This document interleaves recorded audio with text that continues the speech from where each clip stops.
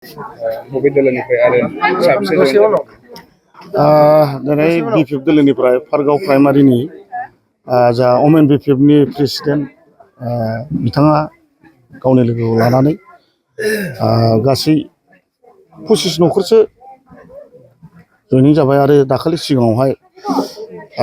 general सेक्रेटारिया गावनि ग्रुपखौ लानानै थांखादों बिथाङा दाखालिबो 49 जन ज' बिसोरो फारगावनिफ्राय दा दिनैहाय 25 न'खरसो जयनिं जाबाय दा बिथांमोना सिगाङावहाय गासिबो बिपिएफनि खाजोबमोन आरो बिपिएफनि प्रेसिडेन्ट सेक्रेटारियाव दंजोबो आरो गुबुन बिबानाव थानाय मेम्बारफोर दङ बिथांमोना दिनैहाय जोङो आरो माखासे फरायफुनाय जा सेंग्राफोर दङ बिसोरबो जयनिं जाफाबाय बिथांमोना आं खावलायनाय बादि बिथांमोना दिनैहाय आंजोंनो जयनिं जाबाय आसा खालामदों बिथांमोना निस्सय फैगौ इलेक्सनाव आंनि जानानैनो खामानि मावगोन आरो मावगोन होननानै बिथांमोना खोथा होखाबाय जिहेतु आंनिनो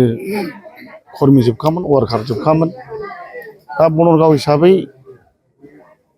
सोरबा थांदों नंगौ राजनितिकआव बयहाबो दरजा खुला दं थांब्लाबो बिसोर जुदि 100 जन लांदोंबा आङो 300 जन लाबोफिननायनि आंहा केपासिटि दं दा गोबां जायगायाव आं जयनिं खालामबावगोन आं दा एसे थाथ'नानै दङ मानसिफ्राबो दा एसे बेस्थ' हिसाबै आं लाथ'वाखै आरो आं मालायबादि बिदि ज' जाजाय आं मिटिं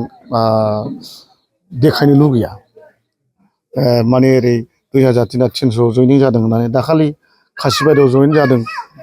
बेखौथ' आं नुखादों जोंना डिस्ट्रिक्ट प्रेसिडेन्ट गोदान जानाय लोगो लोगोनो मण्डलफ्राबो गासिबो सोलायजोबखायो दाबो जों मण्डल कमिटिखौ दानो हायाखै प्रेसिडेन्टल' मोनग्रोदों गोदानै दा बे प्रेसिडेन्टआसो मण्डल कमिटिखौ दाखागोन बिथाङा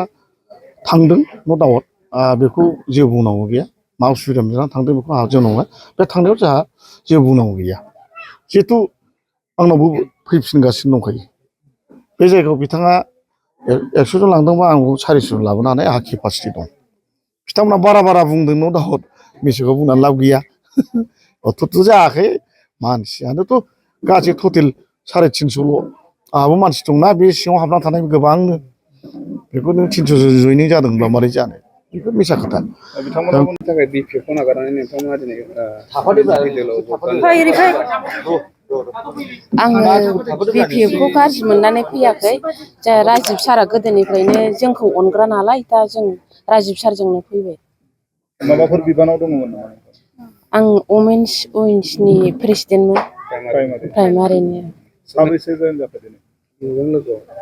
आंजों लोगोआव 39 जन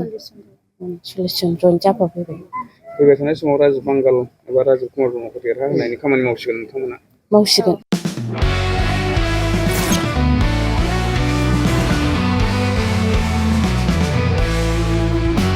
नोंथांनि जिउआव जायखिजाया खामानियावनो हेंथा नुजाथिदों नामा गोब्राब नाजासेयावबो जिउआव जाफुंसारनायखौ मोननो हायाखै नामा जुदि नोंथाङा बेफोर बायदि जेंनाफोरजों मोगा-मोगि जानांदोंब्ला बे खेबनिफ्राय जिंगासिनांगौ गैलिया मुलुग दरबाराव तन्त्र मन्त्रनि थाखाय बयनिख्रुइबो मुंदांखासिन थावनियानो जादों मायां